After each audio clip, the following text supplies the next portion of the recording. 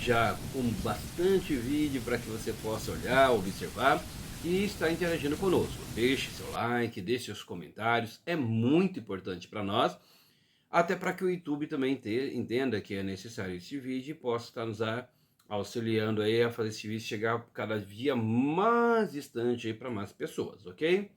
O assunto hoje é dislexia. Por quê? Muitas vezes as pessoas estão mandando aqui para mim e dizendo assim: professor, como é que nós vamos fazer? Como é que eu faço se uma criança eu percebo que ela não possa, é claro, e nem deve jamais fechar um diagnóstico ou sair rotulando todo mundo por aí, mas como é que eu faço que eu percebo que ela tem uma dificuldade de aprendizagem?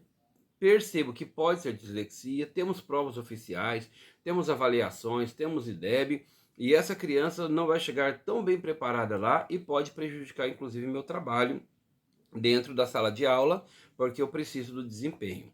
Eu não tenho como fazer, a nossa escola não faz um teste de admissão, né? E muitas escolas trabalham com aquele teste de admissão que você, para poder entrar na instituição, você faz um teste de admissão, porque como todo mundo quer pontuar aí como notas, né, excelentes aí dentro de conceitos do IDEB, isso é óbvio, não estou falando nada errado, nada demais, é óbvio que muita gente, muita escola, principalmente escolas particulares, fazem prova de admissão, aquela questão de ganhar bolsa, mas para ver se o aluno é ou não um aluno que não dará muito trabalho na hora de fazer aí as avaliações e que o IDEB vai estar bem alto, diferente de algumas, da maioria das escolas públicas, é claro, que jamais vai estar negando um atendimento para a criança e que precisa estar trabalhando sempre com trabalhos, ainda que sejam escolas particulares, mas um trabalho que seja direcionado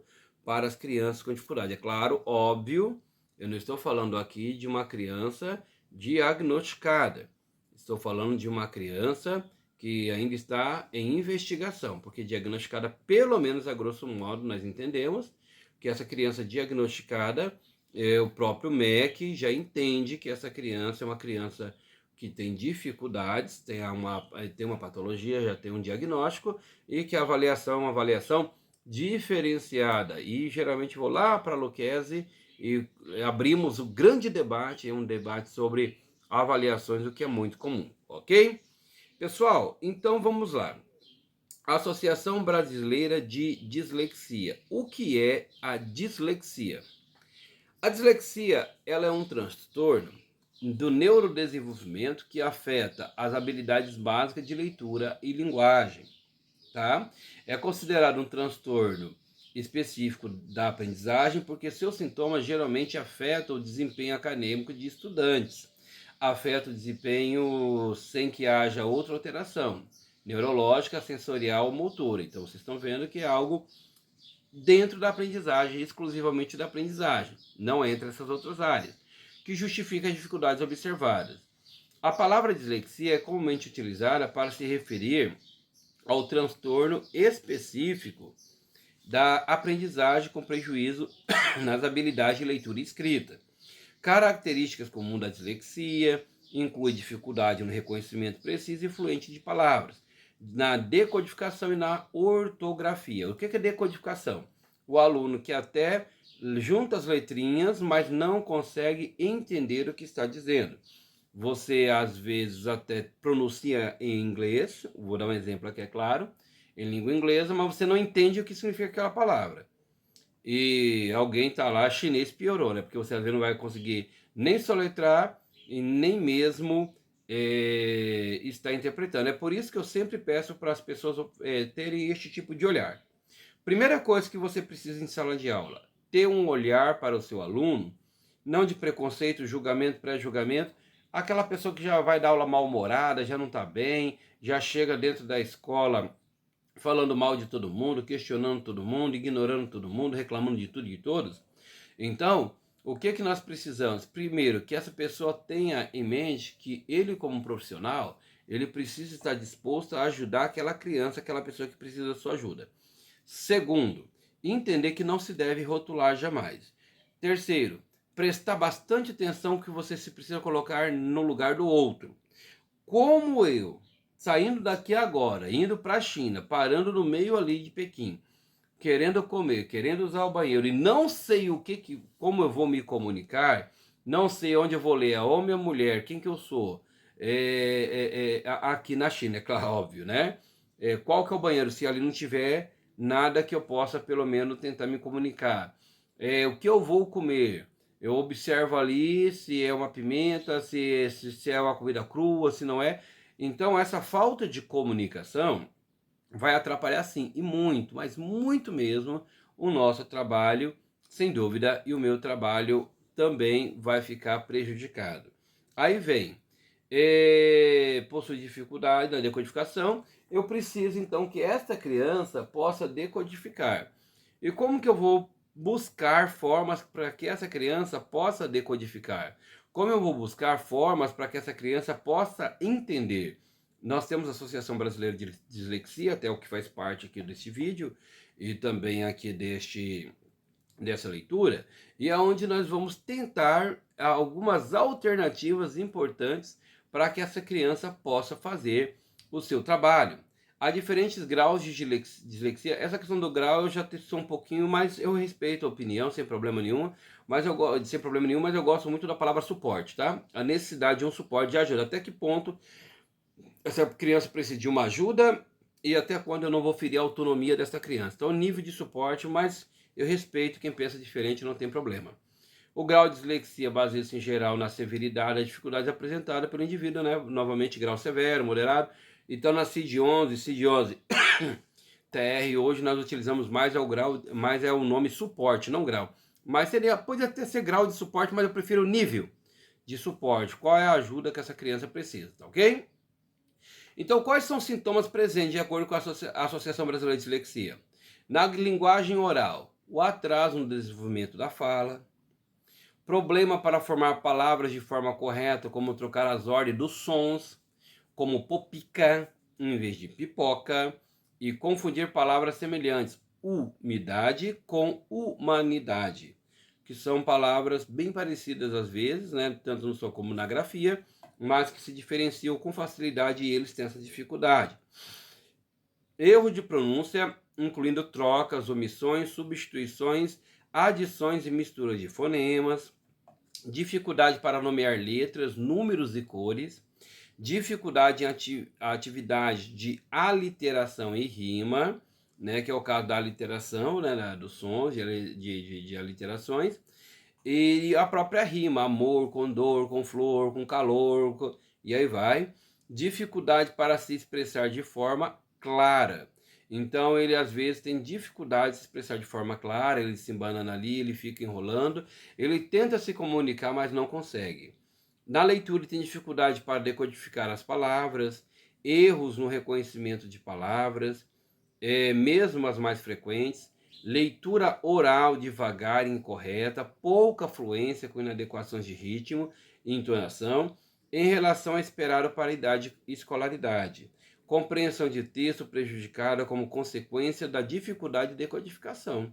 E vocabulário reduzido, bem pouquinho vocabulário, né, ao qual ele acaba utilizando. Eu, falando com uma professora esses dias atrás, eu achei muito interessante a fala dela. E não só para as crianças com dificuldade de aprendizagem ou com deficiência, mas no geral. Ela falou assim para mim: ô Rogério, eu de um tempo para cá comecei a perceber que o mais é menos. Como assim?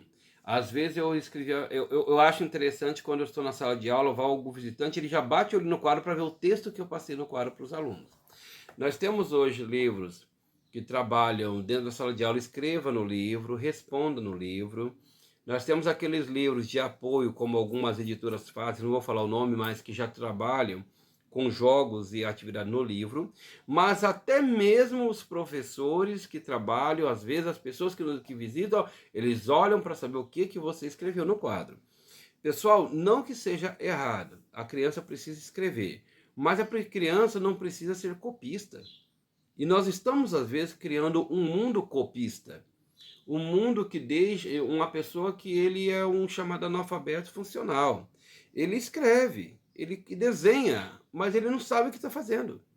E aí é onde, muitas vezes, as próprias raízes ali do que eu tenho que chegar na minha casa. Dias atrás eu vi uma reportagem na TV, onde dizia que a criança chegou em casa e a mãe se assustou porque a criança só tinha 3 páginas do caderno copiado no caderno em um mês, e a escola tinha livro, caderno, livro, resposta, caderno, texto, tudo mais. E foram questionar no programa, questionar os educadores e a escola porque que a criança tinha copiado tão pouco, sendo que ela pagava uma mensalidade tão cara. E aí o que acontece? Eu vou dar um exemplo aqui para vocês, muito tentar ser bem prático, tá? Tenho esta caneta aqui. Essa caneta é o José, essa caneta é a Maria. Essa caneta aqui já usou toda a tinta, tá? De tanto copiar. Essa caneta aqui está mais ou menos pela metade e tal. Ok. Eu faço um teste simplesinho com a criança. Eu chego para a criança e digo assim, mais ou menos como aquelas brincadeiras lá da Globo, né, do Luciano Huck. 30 vezes 30, 6 vezes 6,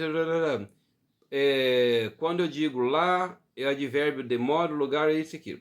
E esse aqui copiou várias e várias vezes. Leu, decorou o texto, né? Decorou, infelizmente a gente ainda fala assim, decorou o texto. E este aqui o professor está apontando para ele. Advérbio de modo, advérbio de lugar, advérbio de intensidade, advérbio de tempo. Eu vou usar a fração. Tenho 20 laranjas e chupo, né? Chupo 2/5 das 20 laranjas, chupo 2/5 dessas laranjas. Quantas laranjas?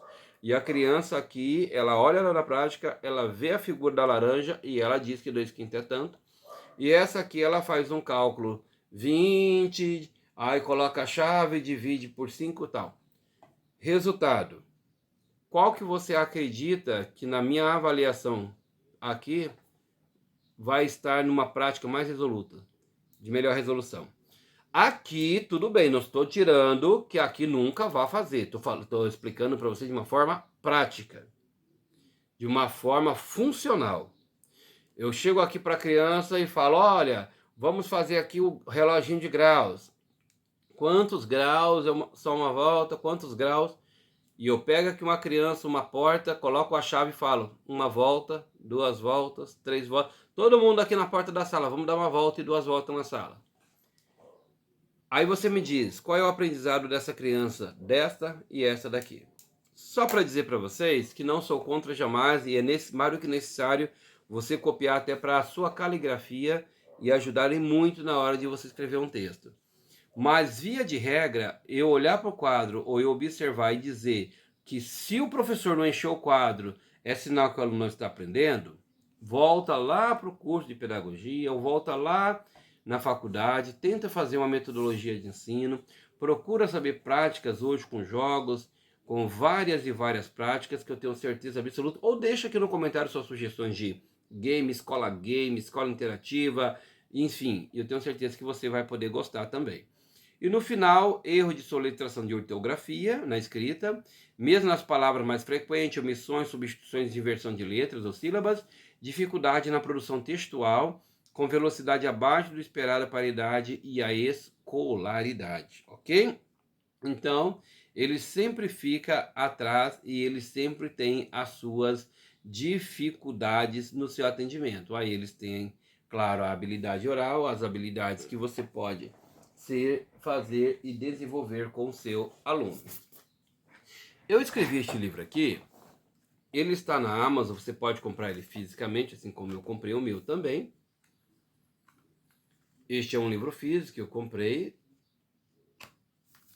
Eu escrevi este livro não faz muito tempo, aconteceu em minha infância. Este livro, ele está na Amazon e ele está no Clube do Livro também. Eu até oriento a você que quiser comprar no Clube do Livro, ele é mais barato que pela Amazon. Este papel dele aqui, ó, a impressão dele vem dos Estados Unidos, não é no Brasil. Então ele sai muito caro, tanto é que eu deixei ele o mínimo possível, eu acho que eu ganho centavos, né? Quando é vendido um livro desse aqui, eu acho que vem coisa de centavinhos, 50 centavos, 30 centavos, se passar de R$1 é muita pouca coisa. mas eu acho que ele vai estar pela Amazon em torno de 20 e 30 e poucos reais, por aí. E quando você compra, o frete dele sai muito caro, sai quase 100 reais. Só para você entender, porque ele não é daqui, ele vem de fora. Você pode lê-lo também no Kindle de forma gratuita, não está cobrando nada.